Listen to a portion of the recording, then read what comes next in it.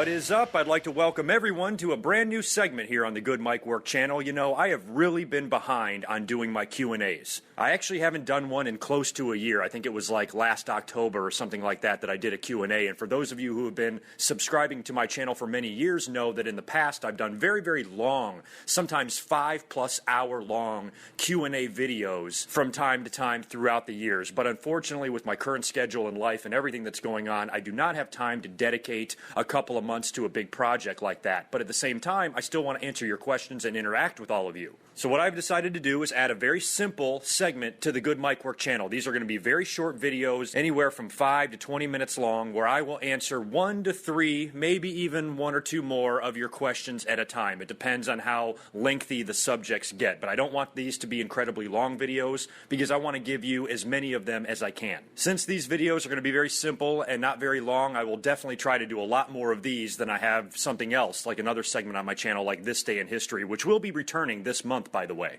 I've also pretty much settled on my next DVD review as well. It's just a matter of finding the time to do these things, so in the next few weeks you'll be seeing more stuff on the GoodMicWork channel. But this was an idea that I had that spawned from Facebook. I was asking some of you, well, what should I do on my second channel? I thought I wanted to make use of my second channel, and I still do, and I will be putting some stuff and more content up there very soon. Probably some more GoodMicWork clips and things like that, but after thinking about it for a while, I decided that this Q&A segment belongs on the main channel. We just recently surpassed 8,000 subs. I might as well just keep building this channel. So before we get started, let me just briefly give you the deal in a nutshell here about what's going on. These are going to be email questions only. I cannot stress that enough. It's right there on the screen. Send all of your questions to goodmicwork@gmail.com. I will not be answering Facebook or Twitter or YouTube questions in these videos. If I included all those social media sites, it would be way too overwhelming and I would get way too many questions and I would never be able to keep up.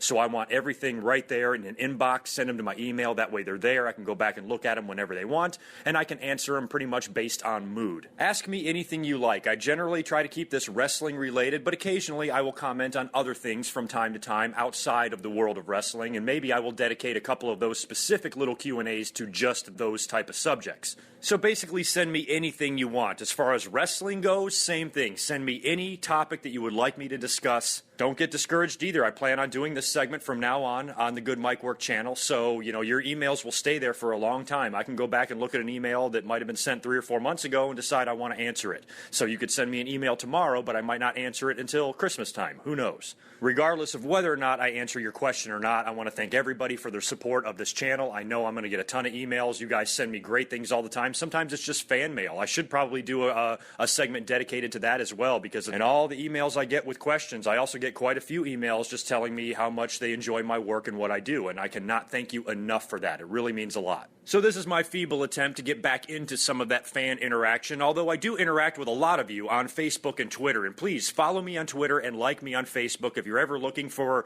some GoodMicWork comments, or if something breaks in the wrestling world and I don't have time to put a video up on it. Most likely I will make comments on both of those social media sites. Also, I usually give a lot of channel updates, specifically on Facebook as it relates to the GoodMicWork channel about future reviews or future commentaries or anything like that I'm going to do. As a matter of fact, this very segment that we're doing right now, my Facebook people got the first crack on getting their questions answered because I put an announcement on this on Facebook a few days ago and said, hey, send me some questions because I need some new ones. The ones I have in my email box are from before when I did my last Q&A. They're a little bit old. I need some fresh stuff, so send me some shit. And sure enough, I got up the next morning and I had a couple dozen emails in there waiting for me. So I took a look at those, and I'm going to answer a couple of those questions first in this inaugural Q&A segment. And also, I don't know if I mentioned this before, but when you send your questions, simply give me your name or what you would like to be called and where you're from. That's all I need. I don't need a YouTube name or Twitter handle or anything like that. You can give me that stuff if you want. If you have a YouTube channel, you want me to plug it? Sure, I'll plug it. So send me any info you want, but really all I'm looking for is your first name and where you're from. So I guess that's it. That's all I need to say about it. Let's start answering some questions here. In the future, these Q&A segments are going to be very quick. You're not going to have to sit through 5 minutes of bullshit before I get into answering the questions. Also, I've been a little on the fence about how to structure these. I know this stuff probably doesn't matter to you guys, but I always, it was hard for me to decide, like with my This Day in Histories and with my DVD reviews, do I keep the episode count going? From episodes 101 and on, I started numbering the episodes no matter what kind of commentary I was doing. So I think I should probably continue that trend and go ahead and label these things an actual episode number. And I really don't have a name for this segment either. I guess it can technically be called a mailbag, but I don't think I'm going to even title that in the video. Anytime you see one of these videos, it's pretty much going to be titled the subject of whatever I'm talking about. And then when you click on it, you'll see that it's a Q&A. So it's possible some of those little details could evolve over time, but pretty much that's the way I think I'm going to do it. First question comes from Sean Bedard from Malden, Massachusetts. What's up, GoodMicWork? I have 2 questions for you. Number 1, when The Undertaker is inducted into the WWE Hall of Fame, who do I think will induct him, and do I see him making a speech? And my second question is, do you think Owen Hart and the British Bulldog will ever be in the WWE Hall of Fame as well? Well, let's start with the first one, Undertaker. As far as who's going to induct him, The Undertaker has had a very, very long career. There's many guys that he's had, I think, enough history with that could be a candidate to induct him. However, I really think there's only one logical person, and that's Kane. Maybe Paul Bearer if he was still alive, but Kane has got to be the guy. I think if Kane did not induct The Undertaker, maybe fans might think Kane got slighted. I mean, there are a few other people. You got to keep in mind, Undertaker's been wrestling for 25 years. There's lots of guys that he's had significant history with long before Kane even got there and became a character. You could probably make a case for Mick Foley because of their history in 1996 and 1998 and the great wars they had. You could probably even make a case for Vince, not so much as because of their on-screen feuds that they had, but because of what The Undertaker did for Vince's company. You got to think with Hogan gone now and with all the controversy surrounding him and WWE having to distance themselves from their Babe Ruth character that they've had for the last 30 years, you got to think The Undertaker should probably be the guy to fill that immortal role, to get the big statues, to be considered the grandfather or the godfather of the WWE. It's Taker and it's Andre. Now that Hogan is kind of out of the picture and the world has kind of turned their back on him, Undertaker is the guy with the legacy. Undertaker's the guy with the respect. And Undertaker is the guy that was such a big part of the WWE and really helped them, especially in their war with WCW. So Vince McMahon, he inducted Stone Cold, but really I think Austin was being inducted by McMahon because of their on-screen feud and the fact that it was one of the greatest, if not the greatest feud in WWE history. I think that was Vince McMahon's one exception as to actually appearing on this Hall of Fame and making any sort of a speech. He figured he had to do it for Stone Cold. So maybe Vince could be a guy for Undertaker, but really I don't want to see anybody else other than Kane. I think Kane, his storyline brother, needs to be the guy to induct him. And plus, everybody respects Glenn Jacobs. I mean, he's a super awesome talent, very well respected, very professional. He's had a long career and one that a lot of us, he exceeded expectations. When that Kane character first debuted, I never thought he would have the legacy that he would 20 years later. So if you ask me, my vote is Kane. As far as whether or not Taker will make a speech, I would probably say yes, he would. There was a time that I thought Undertaker would never speak to the fans, as man to man. He's never broke kayfabe. He's always the Undertaker. However, I think Undertaker and WWE has lightened up on that sort of thing in the past. And on top of that, I think all of us as fans would like to hear Undertaker make a speech. His career was very long for him just to go out there and get on his knees and do the hand and tongue thing and lightning bolts and clouds and thunder. We got to see more than that. I want to hear from Undertaker. I want to hear his stories. I want to hear people that he thanks. I want to hear him tell some jokes. I want to just see him bask, in the glory of what was his career. I don't want to see anything hokey or silly. I want to see Taker come out there and talk. The Undertaker has been cutting some more realistic promos in recent years, talking like more of a human instead of a dead guy and all of that, but still, we've never heard him talk directly to us, and I think that would be a really fun thing to see at the Hall of Fame. As far as when it's going to be, I have no idea. I always thought WrestleMania 32 would be the perfect place for Undertaker to be inducted into the Hall of Fame and even have a retirement match in front of the largest crowd that professional wrestling has ever assembled. I think that would be an excellent way for Undertaker to finish out his career. And since it's only SummerSlam right now, as of the uploading of this video, I suppose it's possible that could still happen. If it does not happen, you got to think WrestleMania 33 or 34 at the absolute latest, this guy has got to go in the Hall of Fame. He needs to. I think it's time. I actually think it's overdue, but it's definitely time now, and I'm pretty much ready to see it anytime the WWE wants. The second part of your question is, do I ever see Owen Hart and the British Bulldog in the WWE Hall of Fame? Yes, I do. I actually see both of them in. I think eventually we will get to that point with Owen.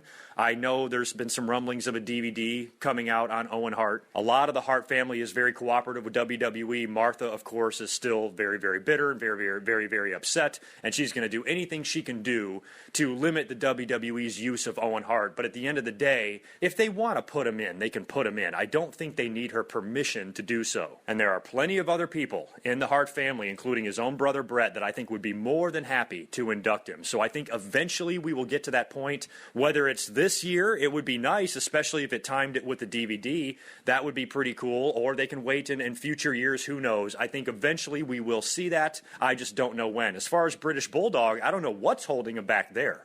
To me, there's no reason to keep him out. There's no controversy surrounding the British Bulldog. I think he could easily go in. WWE, I understand every fan's argument that says sometimes they seem like hypocrites. They completely blackball and blacklist Hulk Hogan from the WWE and the Hall of Fame when they have other Hall of Famers in there that did things that were very suspect or maybe died under suspicious circumstances, drug overdoses, things like that. Davey Boy Smith was no saint. He was on drugs a lot. He had a lot of personal problems, but so did Curt Hennig. And Curt Hennig's in the WWE Hall of Fame.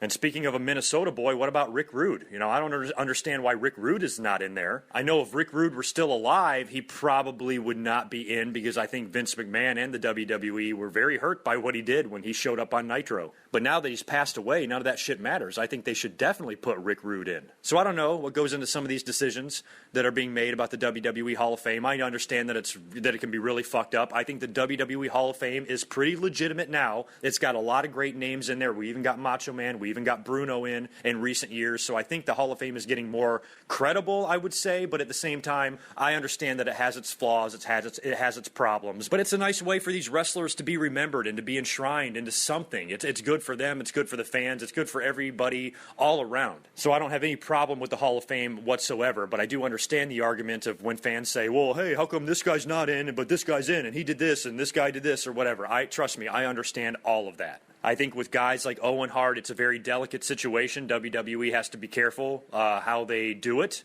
I think they're already probably regretting Randy Savage going in last year because they had Hulk Hogan, who was already a guy that I thought should not be inducting Savage. I thought it should be somebody else other than Hogan because of their personal problems that the two of them had. I didn't think Hogan was the right guy. And now WWE, finally when they make their peace with Randy Savage's family and they get him into the Hall of Fame, they can never show the fucking thing again because Hulk Hogan is the one that inducted him. So it sucks. With Owen Hart, I think you got to have Brett. Brett's the only option there, and I think we'll get to that one day, like I said. And Davey Boy Smith, same thing. Brett's another guy. Brett should be inducting both of these motherfuckers. Maybe if they don't do Owen at WrestleMania 32, maybe they could do Davey Boy at WrestleMania 32, and they can do Owen another year. But WrestleMania 32, since we're on the subject of the Hall of Fame, and I know this does not pertain to your question, but my candidates for the next Hall of Fame are guys that I want to see in there very, very badly are the two that you mentioned, Owen Hart and the British Bulldog, and Ravishing Rick Rude, and Demolition. Where the fuck is Demolition? One of my favorite and greatest WWE tag teams of all time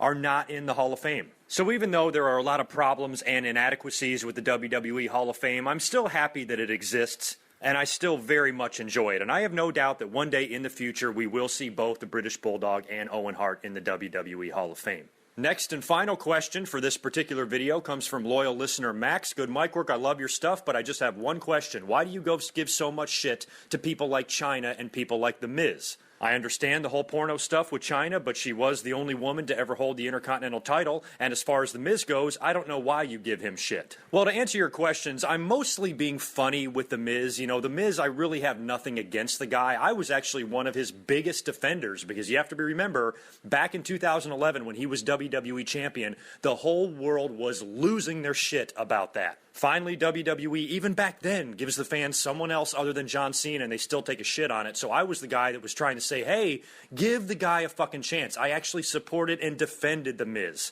I was proved to be wrong in that situation. He did not work out. He was not the greatest WWE champion, probably one of the worst we've ever had. I've enjoyed very little of what he has ever done, and whenever I give him shit on Twitter, it's just because I find him annoying. And I know in real life and in his personal life, a lot of wrestlers don't like him. He gets a lot of heat from the boys for being cocky and arrogant, but there's been other guys that can be accused of that, Randy Orton and others, but I think Randy Orton is a far superior talent than The Miz. I'm also not a fan of like reality shows and MTV and what it became after the 80s and what a mess it became and turned into and all the shitty crap they had on there. And I remember seeing The Miz during The Real World, and I never really watched much of The Real World, but I knew who he was. I remember seeing like clips or, if I just happened to watch an episode and see him, and I was like, what an obnoxious motherfucker. And then when he came into the WWE, I actually thought he had a good team with The Miz, with Morrison. I thought they made a good tag team. I kind of liked his look. He had a fair amount of charisma.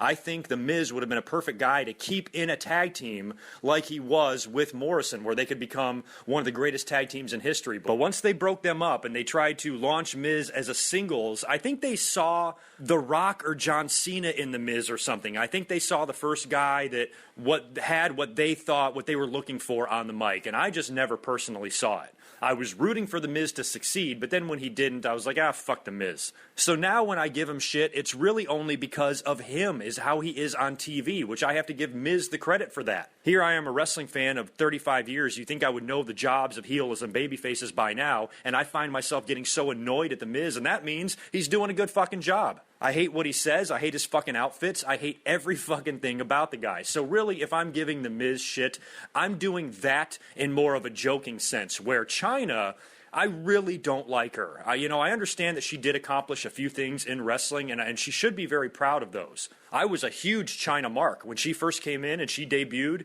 with Triple H, and she shook Marlena all to shit, and she stood there like such a badass, and she was beating up guys and body slamming them. She was actually believable. It wasn't like Sable powerbombing Mark Marrow. This woman was a fucking rhino, and she was scary as shit. And then when she got involved into DX, she was kind of the strong silent type, and she could be funny at times. And then she started getting a little bit of the work done. She got her boobs worked on, got a little bit better looking, got the plastic surgery done on her face. And then, of course, everything that happened with Triple H and Stephanie and that whole breakup. And it was after that when I really started to dislike Chyna. I had nothing against her when she was in the WWE. I was a fan of Chyna's. What I got so mad about is what a disgusting, trashy train wreck of a human being she is.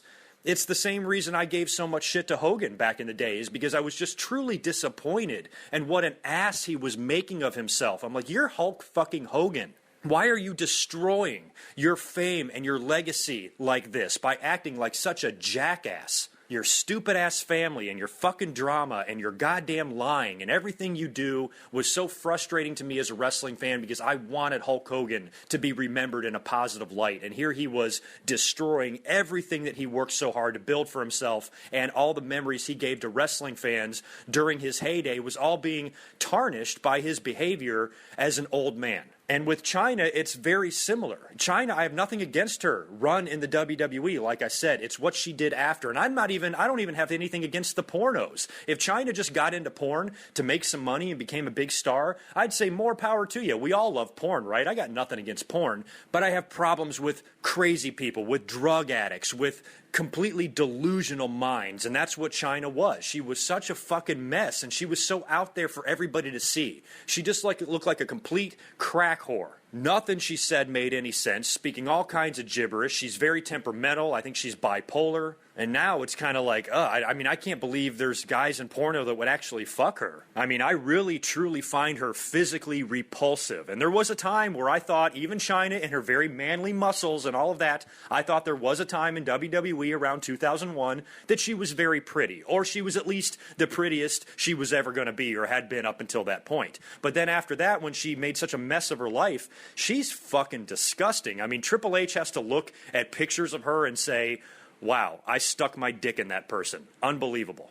So my issues with Chyna has nothing at all to do with her WWE career. It has to do with how she carried herself in her post-wrestling life, and she has done nothing but make a fool of herself and give her name and the WWE a bad reputation. When the mainstream media hears the name Chyna, they don't think ass-kicking woman wrestler. They think train wreck, crackhead, porn star.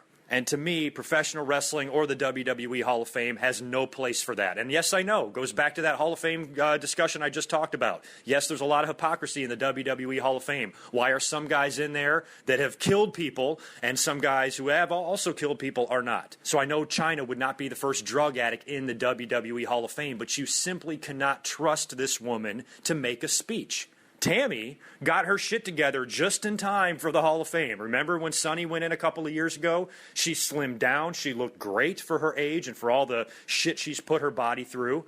Made what I thought was a very, very long and drawn out, but still at the same time very good Hall of Fame speech. And then right after that, she hit rock bottom, arrested 100 fucking times in a row for stalking her boyfriend, acting completely crazy. And she's another one. Fuck you, Tammy Sitch. You can't keep your shit together. I cannot believe these people who have so much fame and make so much money can destroy their lives the way they do. Because I think it's such a disgrace. There's so many people out there less fortunate that don't have anything. They can barely afford to pay their bills, that are good, decent, honest, hardworking people. And then you have these fucking idiots up there that make a ton of money for doing virtually nothing when you think of somebody like Tammy Sitch. All that money she made in the WWE simply for being a pretty face and a hot body, she took all that money and flushed it down the shitter and threw her life away. Fuck her. She's an idiot. So is Chyna. Both of them can suck my dick. Actually, never mind. They cannot suck my dick because I ain't trying to catch any STDs. So if Chyna cleans herself up one day and stops acting crazy, I mean, hell, even recently, she's got her agent calling WWE. They posted that video. Did you see that online or on YouTube or whatever it was? She recently went to WWE headquarters during a WWE pay-per-view and took pictures there, acting like she was there for meetings and shit. She is batshit insane. And if she ever cleans herself up completely to where she can get it together to actually make a speech and she's sober, you know, Scott Hall did it, Tammy Sitch did it, maybe one or two others did it, Jake Roberts comes to mind, you know, got themselves together enough to where they can make a Hall of Fame appearance. If she's able to get to that point in her life, I think Triple H will be open to it, even though there's a very shady history there and her and him and Steph and Chyna and all of that, but so many years have passed. They brought back the Ultimate Warrior. They brought back Bruno Sammartino. They brought back Medusa. Pulled the fucking belt right out of the trash can last year. So if all those people are able to mend fences and Chyna can get her shit together one day, I'm not saying that it's out of the question. There is a chance maybe one day in the future. I think it would have to be the very distant future, but I still think it could happen. You never say never when it comes to the WWE Hall of Fame. Thanks a lot for listening, everyone. These Q&A segments should be very fun to do. I should have a shorter one uploaded along with this one very soon that'll really give you guys an idea how long these videos are going to be. This one was a little longer because I elaborated a little bit more on these questions and I had that long intro explaining to you guys what is going on. So keep a lookout for more of these in the future. Thanks again for listening, and I'll talk to you soon. Peace.